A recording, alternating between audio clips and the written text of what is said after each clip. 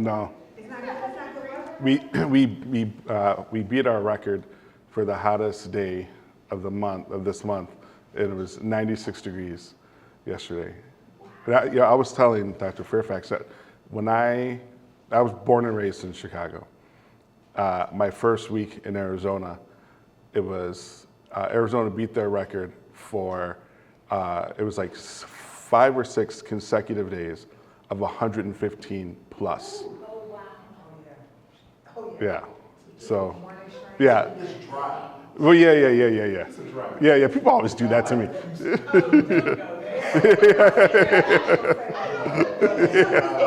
Yeah. It's a dry. People always do that, but it's a dry heat. It's hot. It's an oven.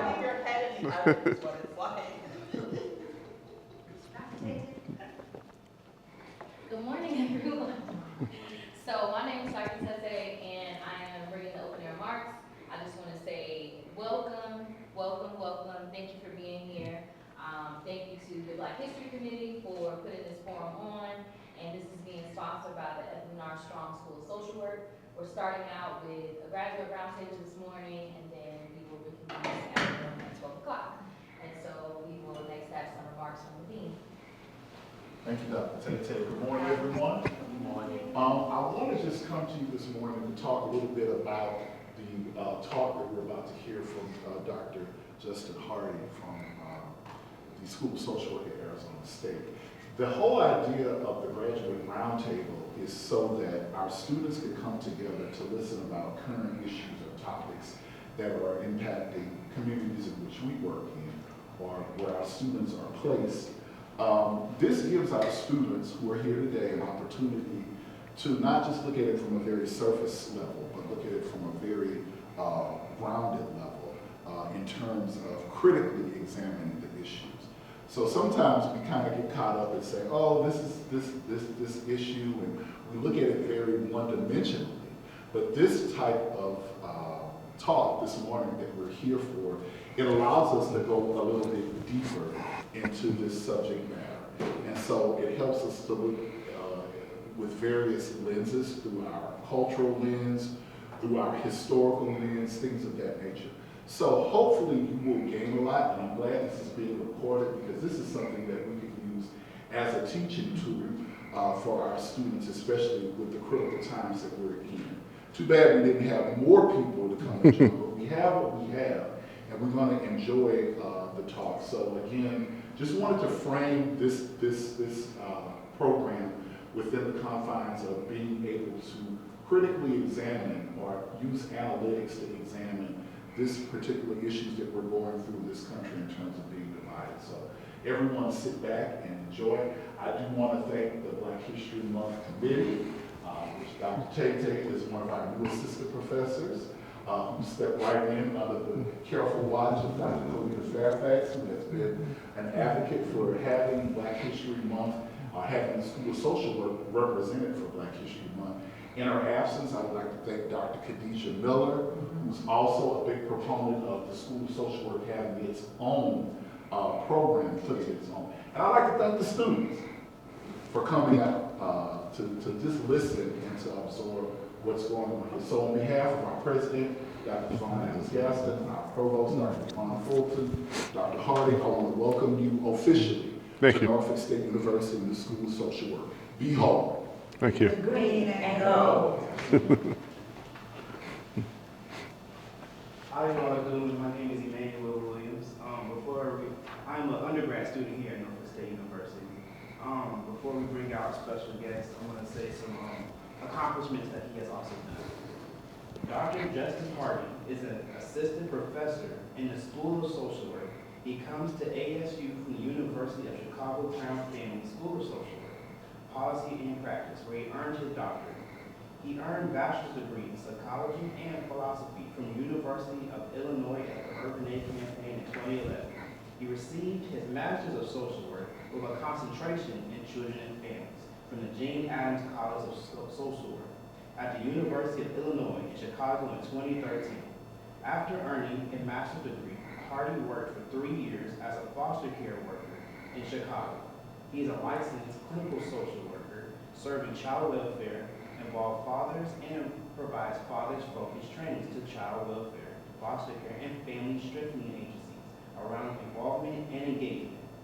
Harty's research interests include the outcomes and preparedness of young fathers aging out of the foster care system, father engagement in child welfare services, and father-related social services in the history of social work profession. His current research examines ways to better serve fathers in home visiting, child welfare, and foster care settings. His dissertation focuses on experiences and needs of young Black fathers in the foster care as they leave state care and transition to independent adulthood and early fatherhood. Harty is a project coordinator and a research assistant on the California Youth Transition to Adulthood Study, Cal Youth, examining the impact of extended foster care among transitions foster care youth in California. He is also a research assistant on the Dads Matter HD study testing, a father-focused enhancement to home visiting services. Fundamental to Harty's social justice work is commitment to dismantling racism and colonism within the social work profession. He mobilized social change by using Black social work history to directly address the white supremacy, racism, and colonism while leveraging long-standing African traditions of self-help and mutual aid to help social workers, Black communities continue resistance against oppression and inequality. He earned his associate's degree from the William Rainey Harper College, the Bachelor of Arts degree from the University of Illinois Champaign-Urbana, the MSW degree from the University of Illinois Chicago, and PhD from the University of Chicago. Now welcome, Dr. Justin Harty. Thank you. Thank you. I appreciate that. And thank you for the introduction. And as you might have been able to tell, my principal area of research are Black fathers and young Black fathers that are involved in the child welfare system and in the foster care system. But as a PhD student, I'm taking Dr. Mark Courtney, who wrote a book called Unfaithful Angels. His history course, it's very clear to me that the history that we were being taught wasn't accurate. And so I've spent, I call this my side hustle, but it's like slowly becoming my principal area of research. And it's largely around Black social work history and the omissions of it. So what I want to do with you all for this talk is briefly go through some of the obstacles and barriers that occur when we study Black social work history. And I want to propose, we often talk about social work history as this kind of large umbrella of social work history, but I want to separate it. And how I separate it, I think, is important for us to consider, and I'll get to that here in a second. I want to start out by first taking a step back. Before we get into social work, I want to get a little bit into Black welfare, and the linkage between this, I think, will be important here in a second.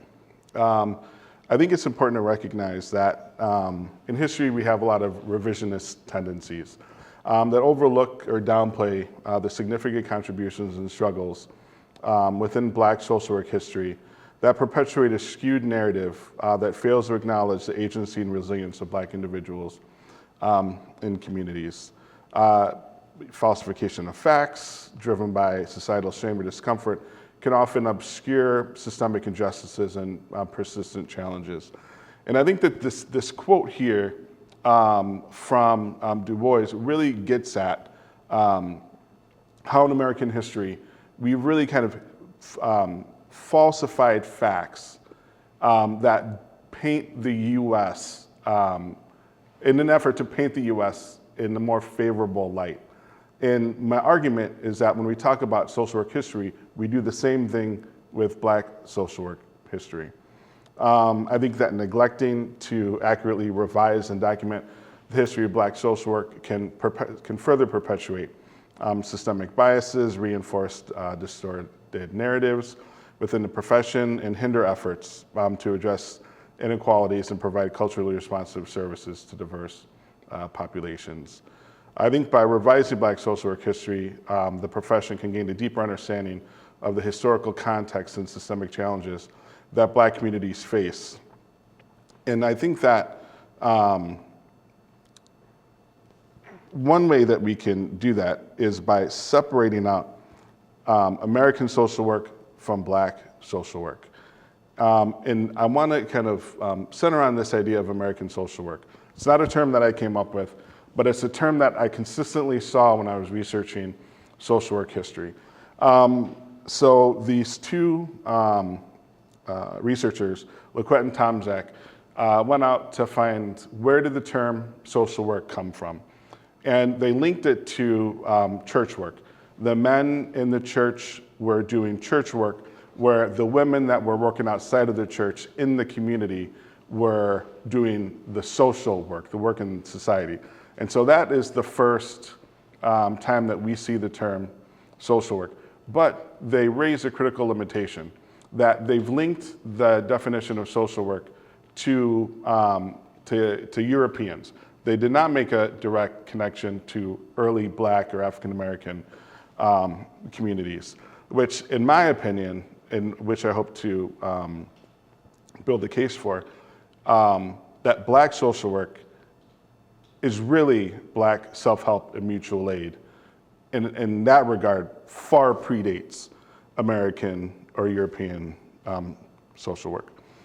And so this term American social work, it kept popping up. And I think it's important to recognize that the way that American social work has been used is a European endeavor. If you look at this quote, Humphreys had this book, The Heritage of American Social Work. And in it, this quote, to me, once I read this, I was like, this makes complete sense. In the book, they talk about how the colonial period was marked by the transfer to America, familiar institutions and concepts of the old world. So they brought with them things like the Elizabethan poor laws.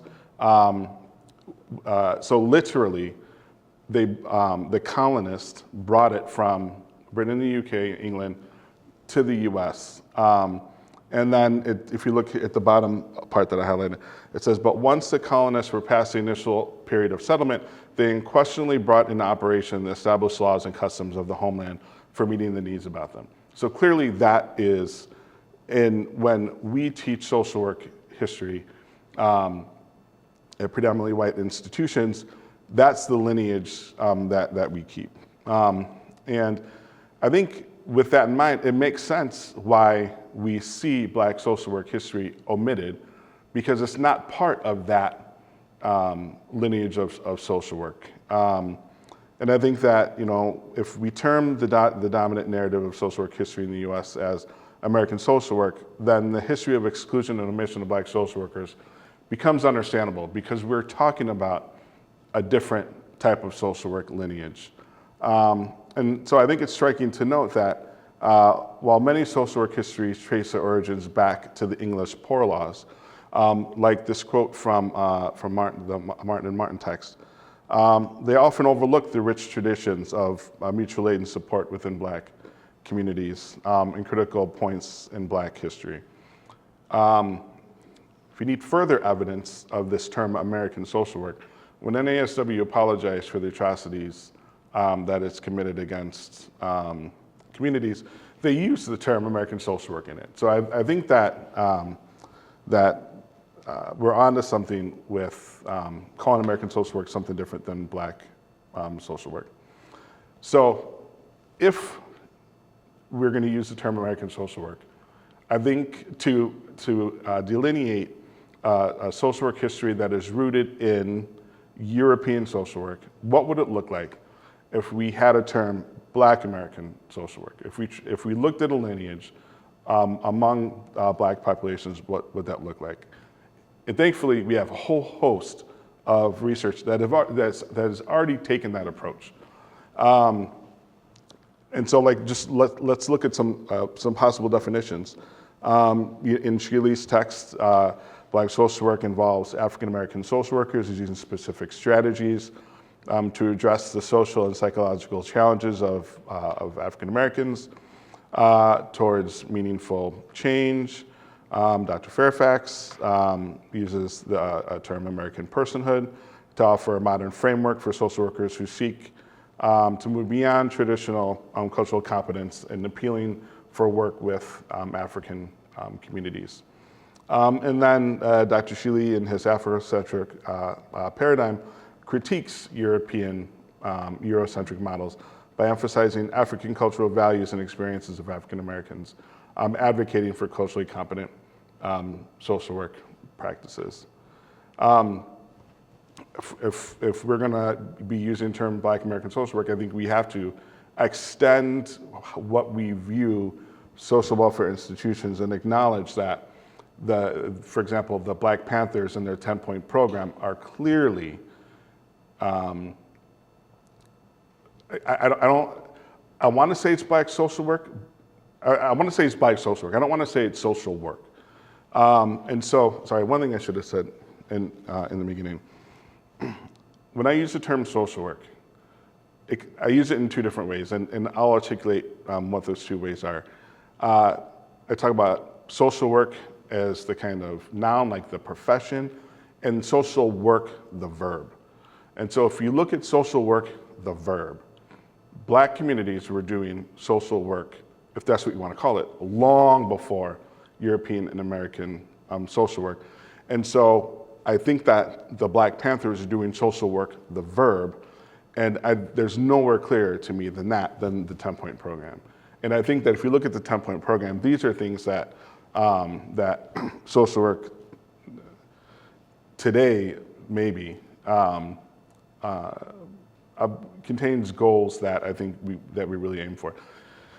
And if you look at the International Federation definition of social work, it's very close to the Black Panthers 10-point program, I think in spirit. And if you look at the NABSW Code of Ethics, the way in which it prioritizes Black welfare with individuals, families, communities, and really urging professionals to act towards social improvement in Black communities.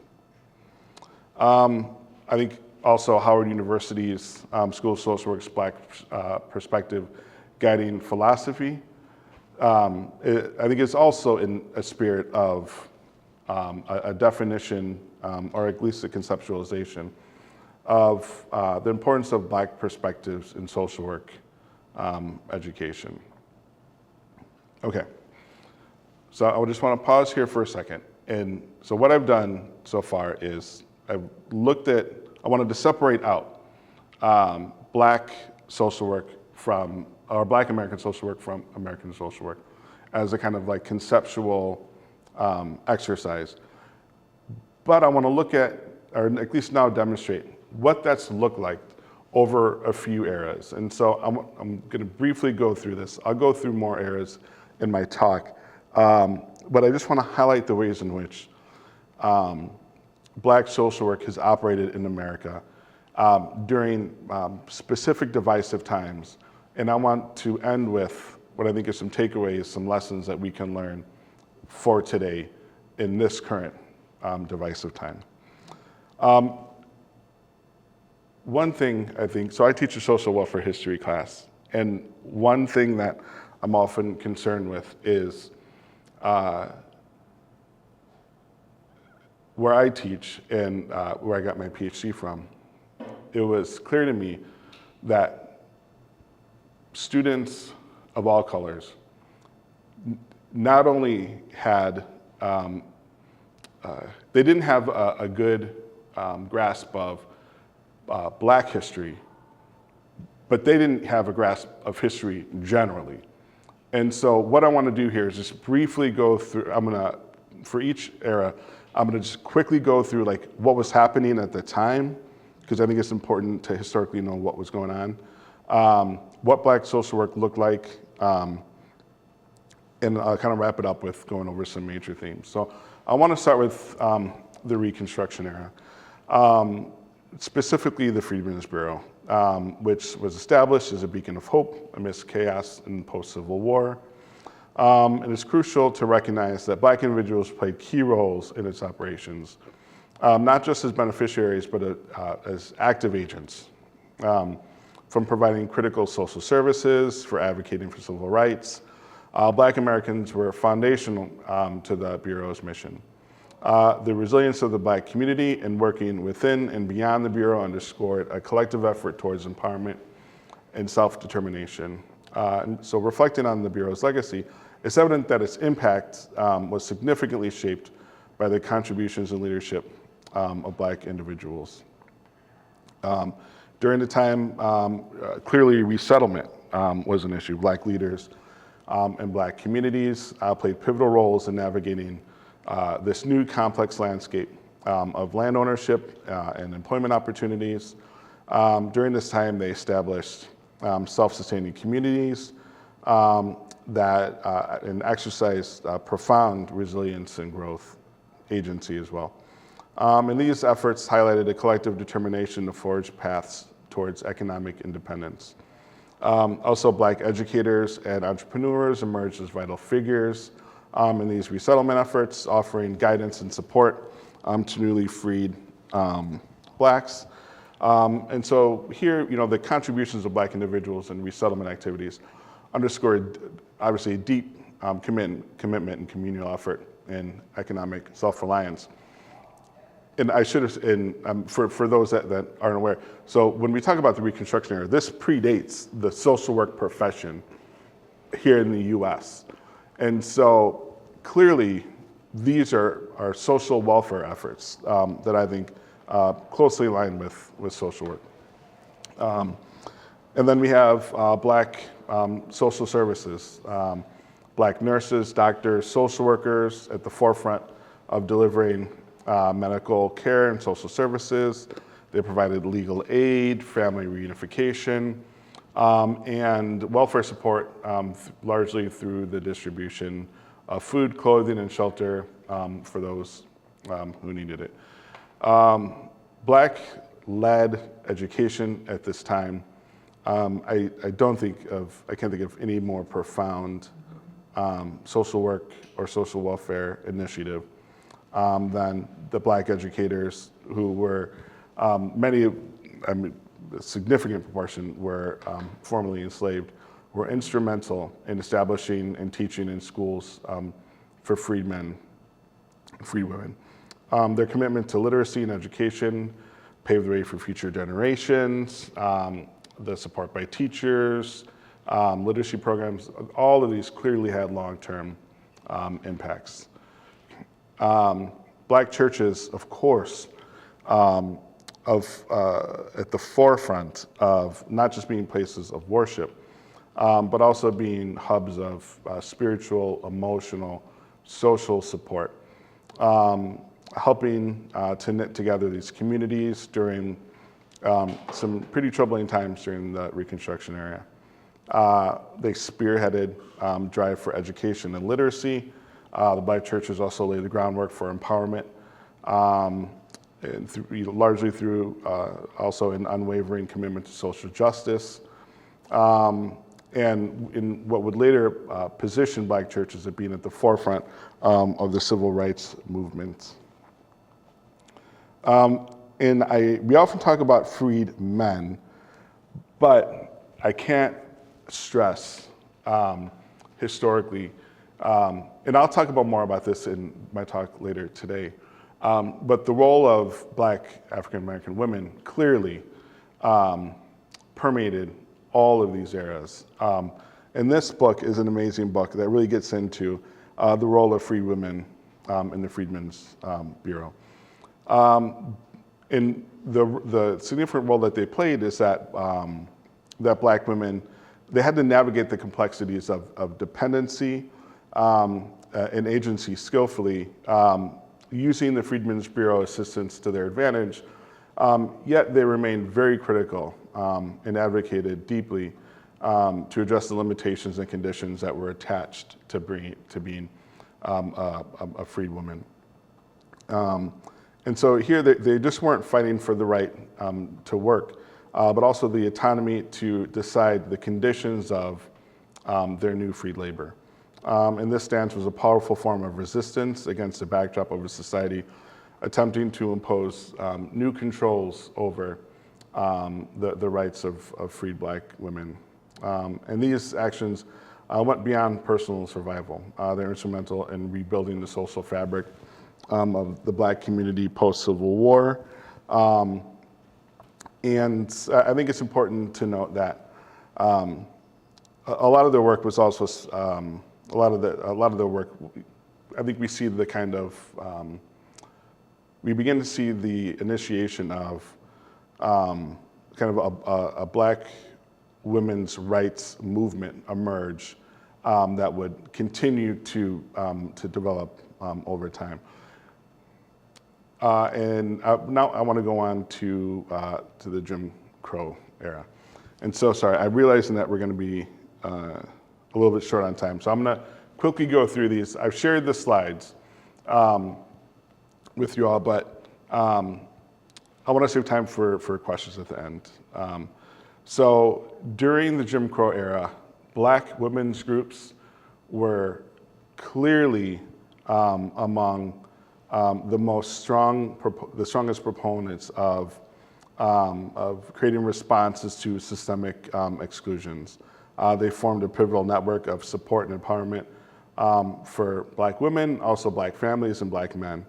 These organizations recognize education as a cornerstone of empowerment, often stepping in to provide educational opportunities when the public system failed or discriminated. Amidst healthcare disparities, Black women's groups took initiatives to establish clinics and hospitals, ensuring access to essential medical services for Black communities. And understanding that economic independence was critical to overall empowerment. These groups championed entrepreneurship, financial education, and helped with things like Black fundraising, things like that to help support the communities. The kind of parallel to that is the fraternal organizations. Many Black-led fraternal organizations also during the Jim Crow era helped provide safety nets through mutual aid, addressing financial and social needs of Black Americans, largely in an era of exclusion. These organizations harnessed their collective power for advocacy, pushing for civil rights and social change that benefited not just their members, but the broader Black community. And so recognizing, again, the transformative power of education, Black fraternal organizations invested in scholarships and the establishment of educational institutions, nurturing the intellectual and professional growth of Black youth. HBCUs, I feel like I can skip this slide. Like, this is a slide that I often spend a lot of time on because I think it's important. I'm gonna skip it here, but clearly the ways in which HBCUs during this time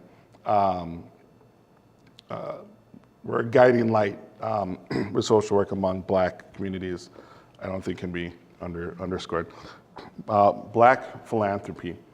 There's another book, handout, that chronicles the deep, rich history of Black philanthropy that created fundraising strategies to support vital community welfare programs that really showcase the commitment to uplifting Black communities.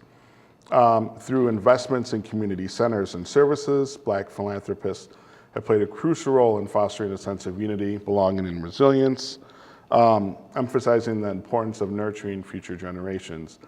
And I think, for me, the most important takeaway from Black philanthropy during the Jim Crow era is that it was often poor Blacks providing or giving money to help other Blacks. And so this notion of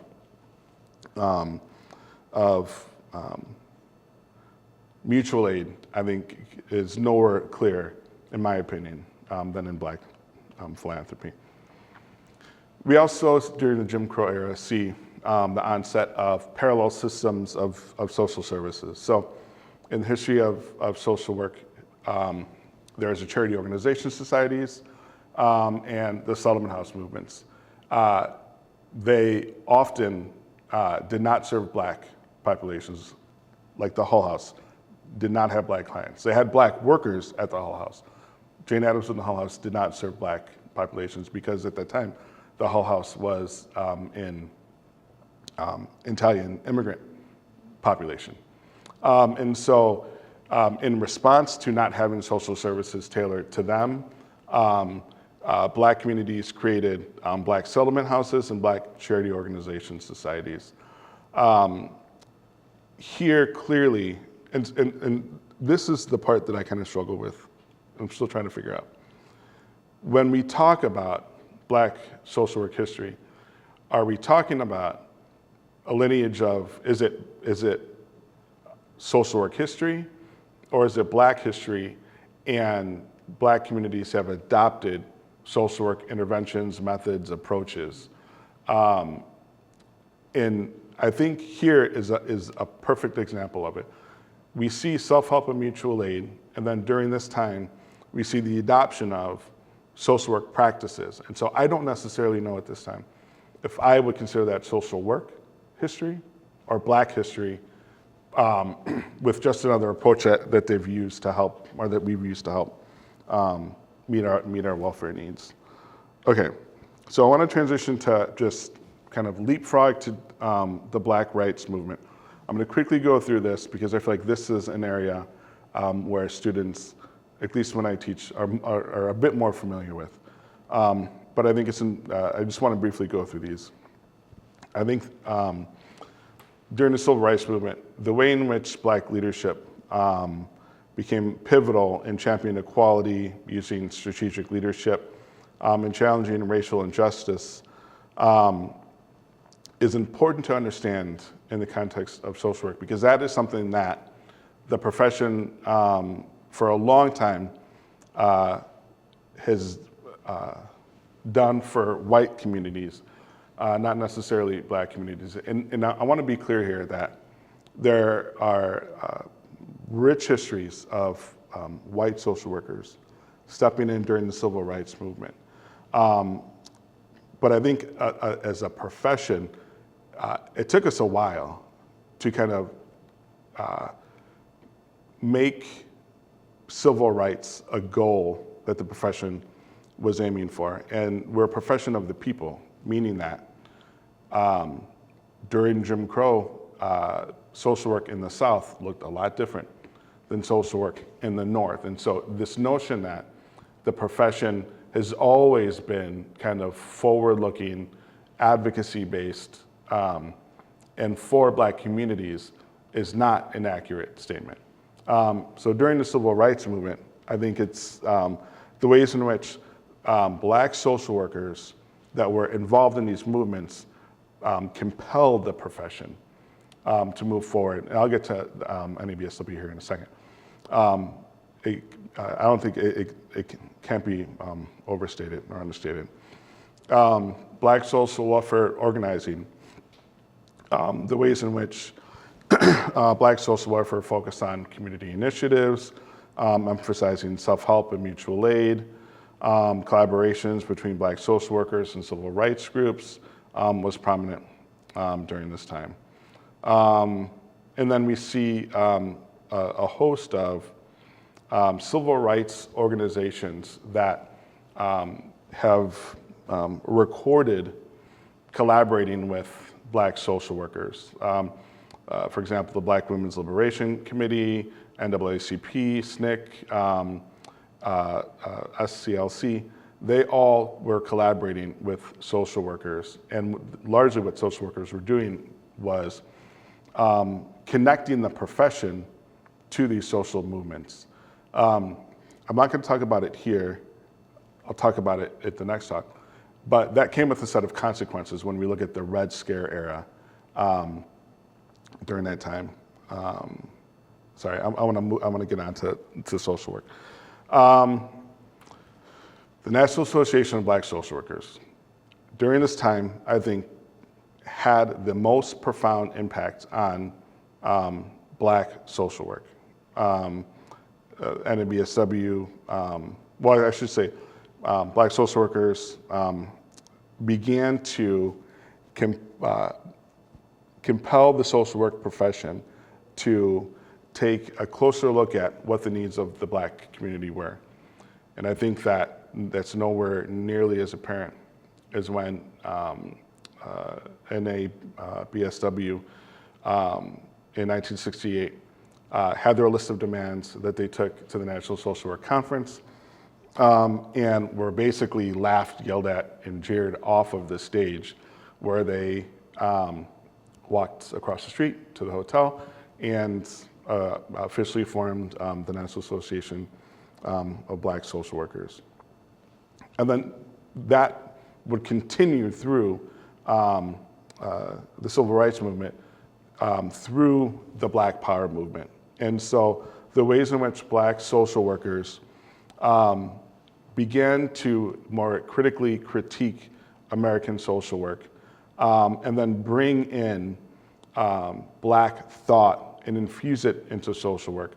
The notions behind cultural competence, self-determination, Afrocentricity, Black autonomy, Black self-determination, were injected into the profession during these times in ways that I think have pushed the profession in ways that have been more favorable to Black communities. So through the Black Power movement, again, a time where Black self-determination, self-defense, advocacy began to become also infused into the social work profession. And I think that, again, social work being female dominated at the worker level, but kind of as you go up, it's more male dominated. I think that during the Black Power movement, we began to see more Black female social workers push back against the profession. I'll get to the CSW task forces here in a second. But the ways in which they push the profession to think more critically, intersectionality, through intersectionality, before intersectionality was dominant in the discourse, I think is important to recognize. Also, Black decolonization. I talked a little bit about Black political thought, but all of these ideas, Black social workers, Black communities, really pushed the social profession to do more work towards it. So ultimately what that means is that it wasn't just enough for social work to meet the needs of different communities. Black social workers demanded that the profession make Black preservation, self-determination, resistance, liberation, abolition, and Afrocentricity core elements of work with Black communities during the Black Power movement. And we also begin to see the influence of Black studies in the social work. I don't know, that's not an accurate statement. Black social workers wanted the profession to include more Black studies. I think that's a more appropriate statement. And when we're demanding that they do so, largely through the task forces that I'll discuss here in 1 second. I already talked about the Black Panthers at the opening of this talk, but we can't ignore the fact that clearly the Black Panthers in their community programs were like the first Black social welfare organization that during the time social work distanced themselves from. But it's important to recognize that the stuff that the Black Panthers are doing in the context of social welfare services, social work as a profession was doing for white communities. And so the Black Panthers were merely doing the same for Black communities. And I don't mean to suggest that the Black Panthers were like stealing anything from social work. The Black Panthers were addressing the needs, the Black welfare needs of Black communities when social work was not. And so I think that should be recognized and considered when we talk about Black social work history. So I want to get to the task forces before I start to wrap this up. In the 1970s, the Council for Social Work Education established 5 task forces to address the multicultural needs of the community. So this was, after the shooting of Dr. King. Largely, it was Black social workers that were really pushing against the profession and arguing that the profession it had to do more. They were so inactive on meeting the needs of communities of color that they demanded that CSWE do something about it. And so what CSWE did was they got federal funding and they created these 5 task forces. It was a Black task force, American Indian task force, Latino, Asian, and then Puerto Rican. And what they did was, there was a 6th. Women in all of the 5 task forces said these task forces are very early on, were meeting, and it was clear that they were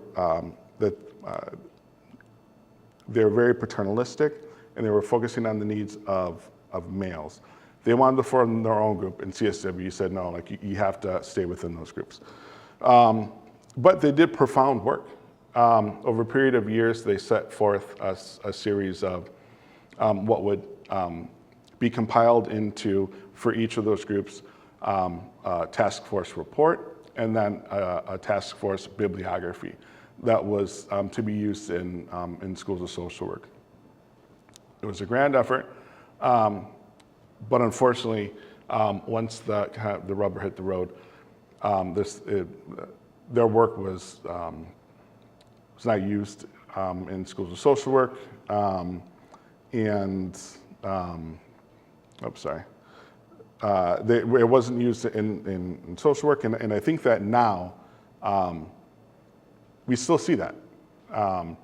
I think that if we incorporated more multicultural content in our courses, perhaps we wouldn't be in the position that we're at today. And so, where I think this ends us at is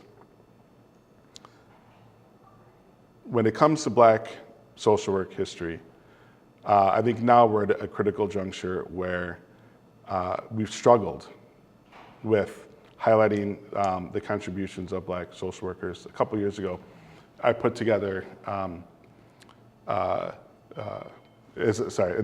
was all I had, but I want to just end with a couple of thoughts. What got me interested in Black social work history was that I was told by, in my MSLB program, that the Hull House did a lot of great work with the Black community. And then when I took my social work history class, I said that out loud, and my professor kind of giggled and said, I don't know where you heard that from, but the Hull House never served Black clients. And that it hurt, because I felt like I was lied to. And so I called the professor from my MSLB program, and I was like, hey, I just, in my doctoral class, learned that the Hull House never served Black clients. I'm just interested, like, is he right or wrong? And where did you get that information from? And he's like, oh, like in this book, and he's like, stop by my office, I'll give you the book, I'll let you see. And I read it in the book, and that's what it said. And so we're teaching an inaccurate history. So I was upset. And I said, well, is there any more work on social work? Or like, what work can you share on Black social work history? And they said, well, there's not a lot out there on it. And so I was upset. And so in a period of 48 hours, I went online and I found about 100 articles and books on Black social work history.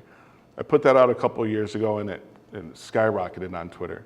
And I recently, I've updated it. I haven't released it yet. I'll share it with Dr. Fairfax when it's done. But I found about 200 more of articles, books, text, archives on Black social work history. But here's the problem. That history draws from social work conference proceedings from about 1880 to 1982 is when they've ended.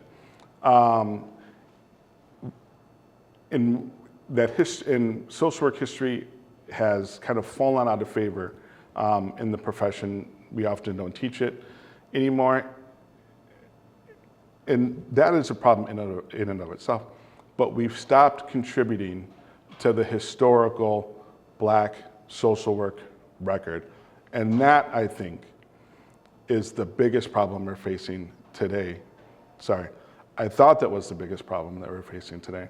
But now when you look at what's happening in the current administration on attacks on higher ed, erasing Black history, they're not burning books, but they're removing them.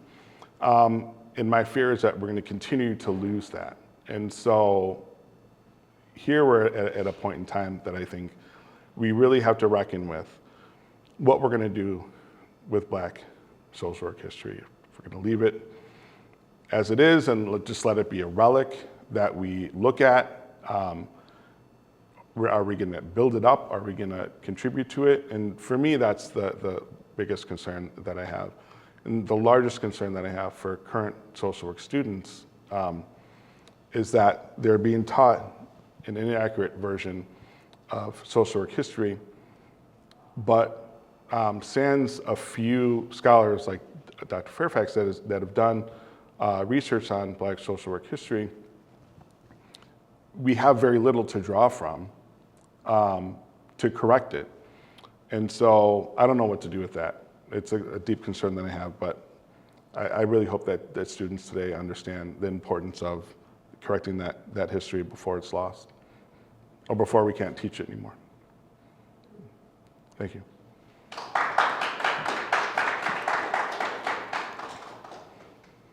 So Dr. Harty, your last comment, are you saying that we need to figure out a way to document from 1982 to present the contributions of African American social workers in terms of each of these particular times that we found ourselves in?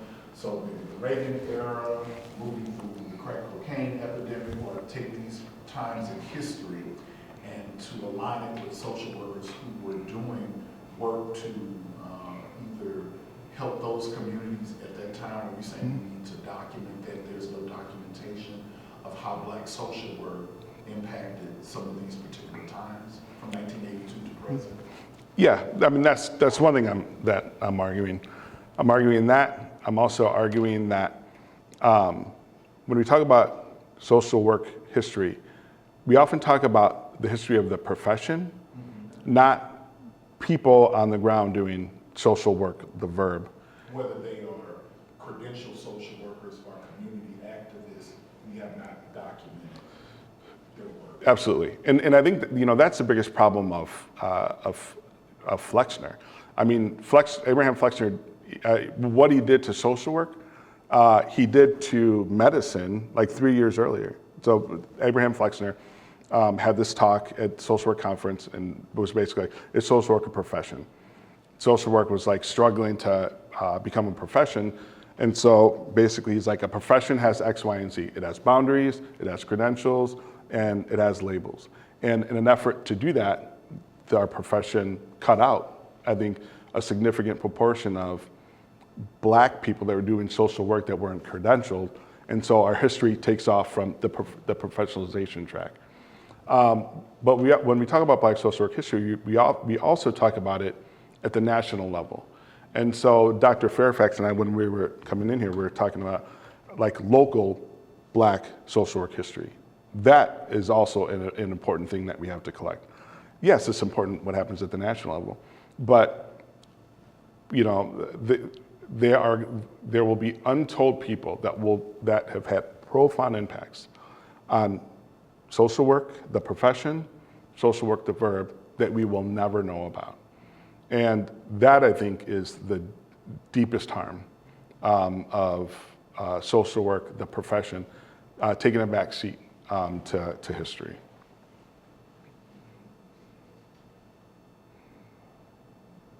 I think the other thing, Doc, if I can add is, so if you don't learn history, you don't learn culture. If you don't learn culture, then you don't learn then how certain communities help seek, how they then respond to their needs, and then the other ways in which there are other entities in the community that they can go to. And not only really to respond to needs, but then to engage in development. And I do think we miss that, and our students miss it. And so then our students think that all social work is just assistance, but not people development, community development, community advancement. I really think that's a big missing piece.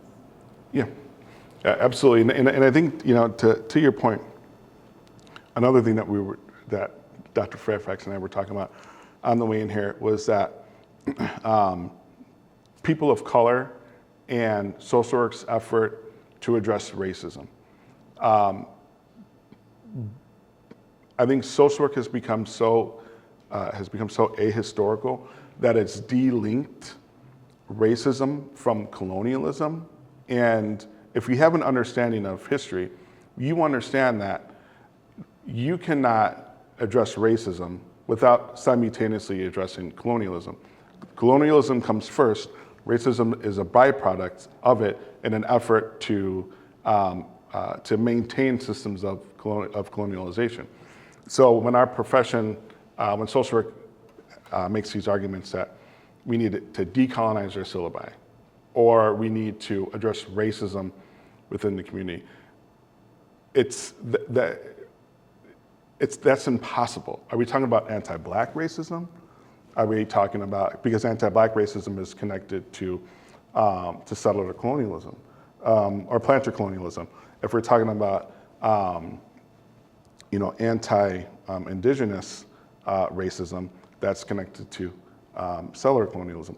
And so understanding history, if the profession understood history, if the profession did a better job of attending to the specific needs of communities of color in unique ways, then we would have been better positioned to address it. And then I think if we had a better understanding of that, I think people would laugh at the fact when social work's like, we're gonna be anti-racist. Well, anti-racist how?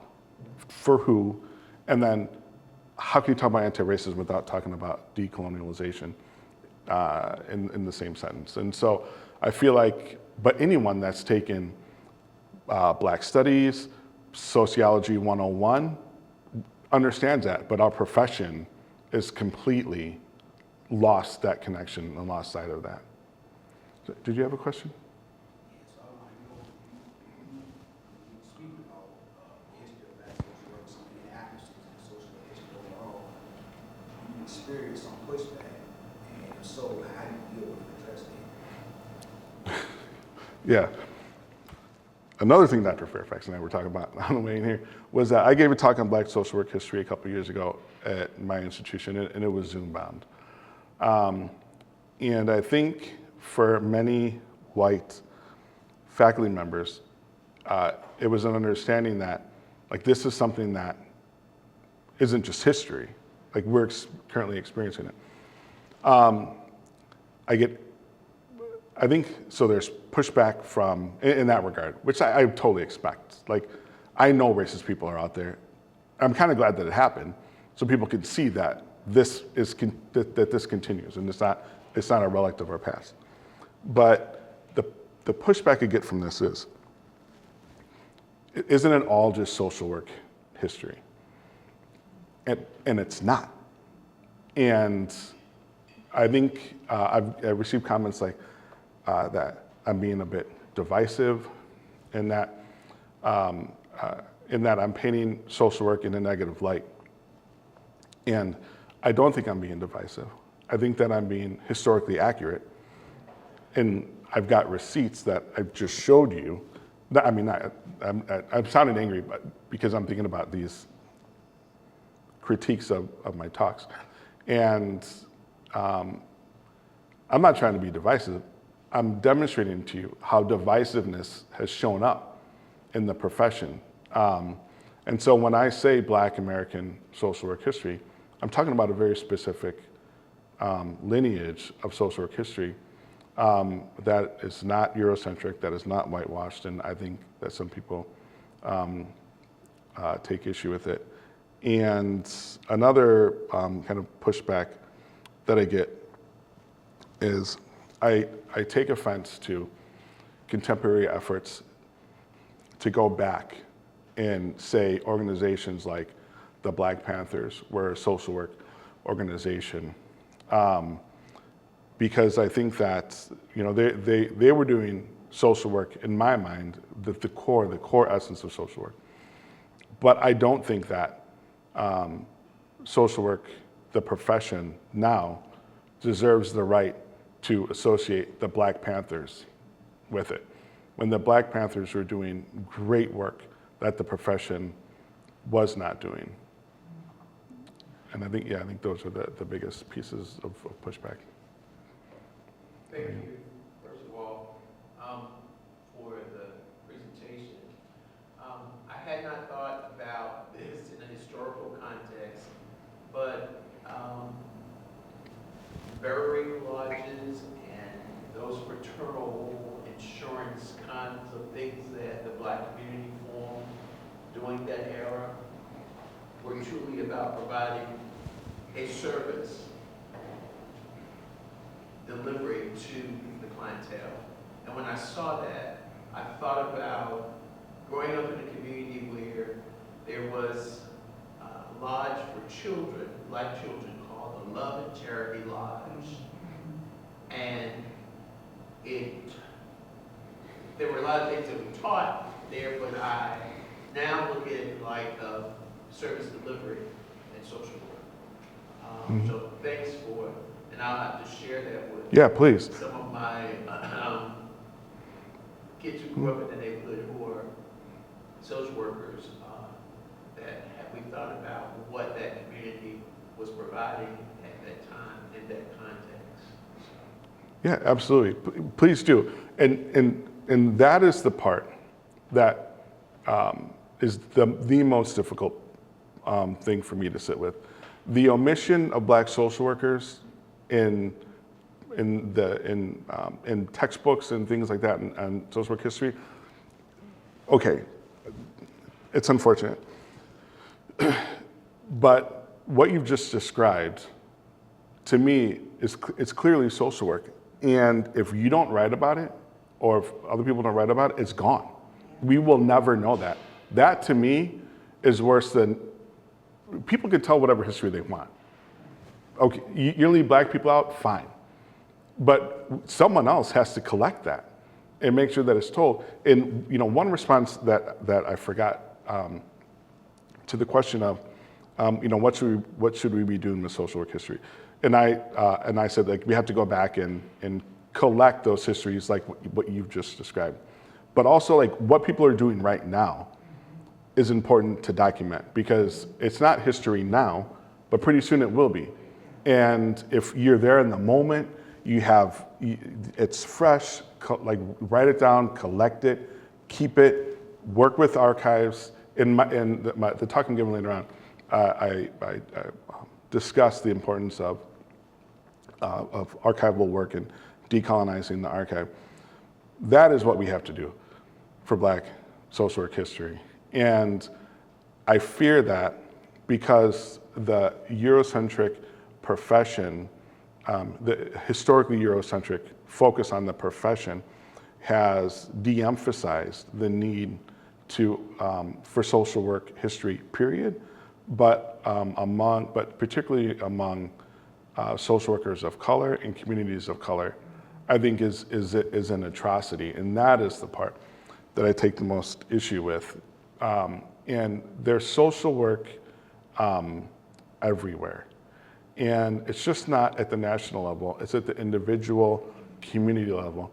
And we have to record and document that. Otherwise, in the future, when people look back on Black social work history, there's going to be nothing there. There will be no history to tell. And so, and the difficult part of that is, then how do we weave that into education? I think for me, at the MSW level, I wasn't concerned with history. It was just practice. But I think it's important. So I have the saying that, and I use it all the time in my practice classes. How do we meet the client where they're at if we don't know where they've been? And I think it's important to understand that there's a historical context into which these individuals arrived to us, but there's also a historical lineage of Eurocentric therapies, interventions that we use for populations of color. So history is all embedded in that, but the profession has largely turned an eye towards it, and I think that's the biggest harm. Because we accept students from other disciplines, the graduate program, on a number of occasions, I made a comment about Jane Addams on a lot, and they didn't know what I was talking about, or didn't have that foundation. Whether it was never taught to them or it was taught, in that piece, I found that to be interesting, not having a historical context. So I'm kind of aware the profession was, how it evolved. Yeah, and to that point, I think to me, it's also interesting that, I've got social workers that don't have a foundational understanding of history and why we do certain things in social work. And so therein lies the challenge, is that, it's hard for me to talk about. Like right now, no one can convince me that we're not in our third Red Scare.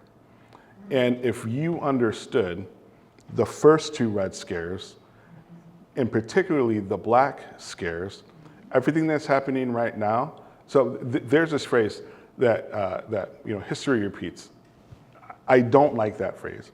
History doesn't repeat, it informs. And if we knew what was happening then, when we saw what was happening now, we'd be like, okay, this is likely what is to follow. And so when people are like, oh, can you believe what's happening? And it's like, yeah, I can. It's happened before. And, Black social workers, I'll talk about this in my next one. Well, Black social workers were fired from schools of social work because they wouldn't sign loyalty oaths, because they were working with Black communities. And we're going to start seeing that again. And Samuel. Sorry, I'm 5 minutes over. So can we go to that? Because what I'm frustrated with is that because I tend to read history all the time, that there are not more of us, I guess, losing our righteous minds about what is happening. And what can happen because we know what has happened before. So given that then, what would be, from your purview, appropriate praxis that we should be employing now? Yeah. Because I really think we're in huge trouble. I will tell you, we're in huge trouble. Mm-hmm. I don't think people understand the details. If you even listen to the district court case yesterday, where the judge told the attorney, well, what then would be any reason that I would be picked up? That's right.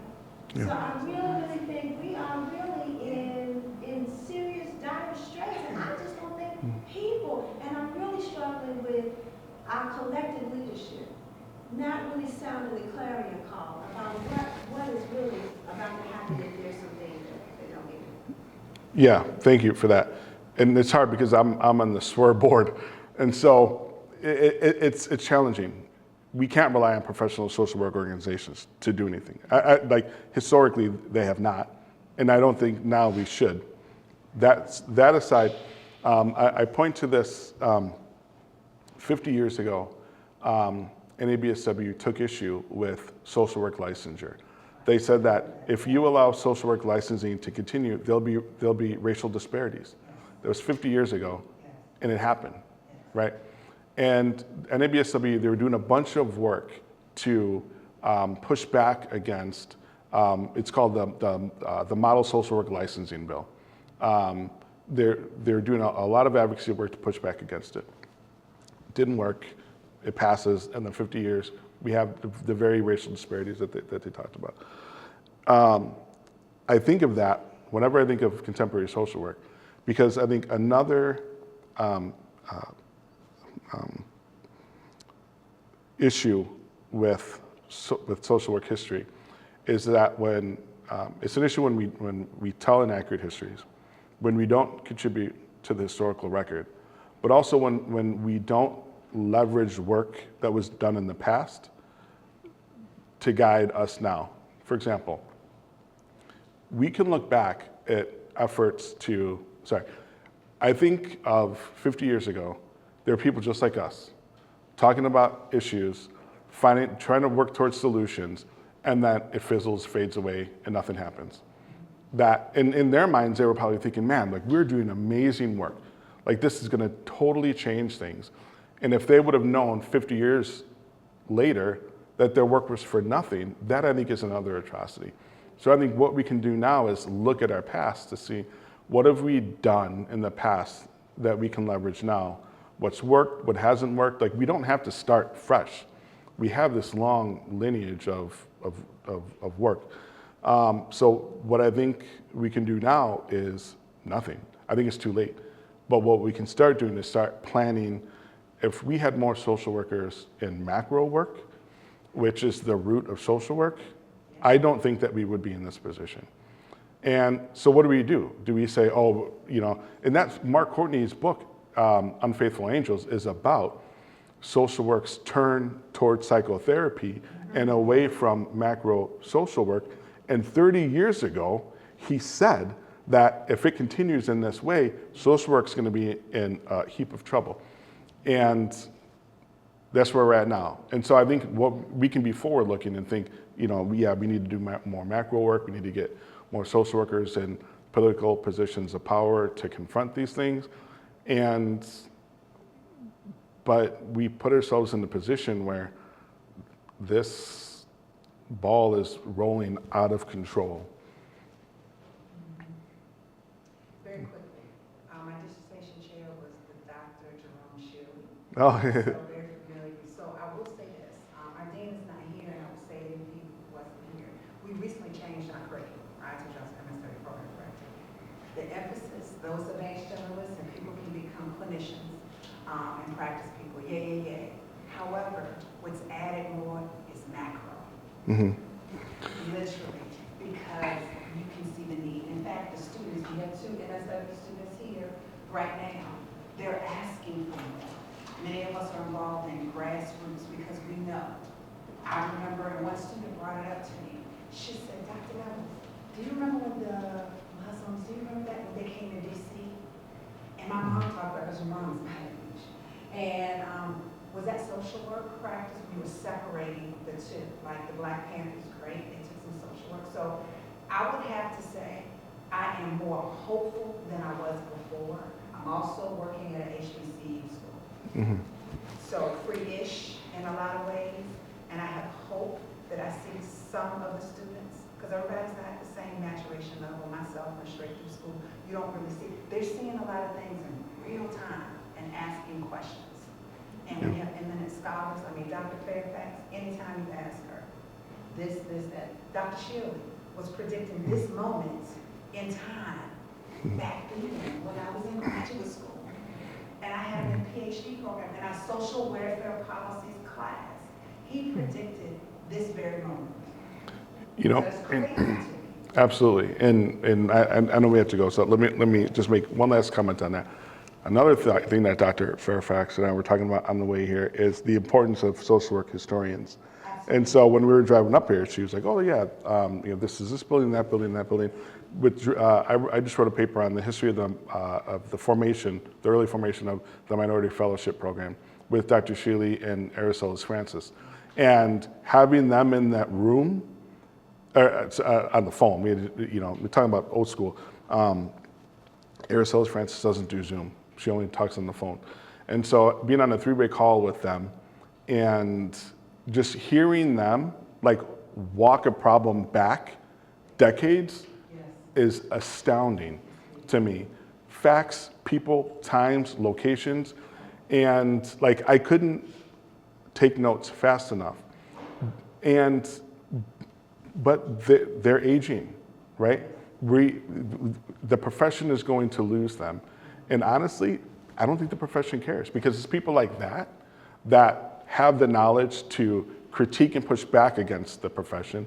And I think, as a whole, the profession, another critique that I get is that of these talks is that I'm overly critical of the profession.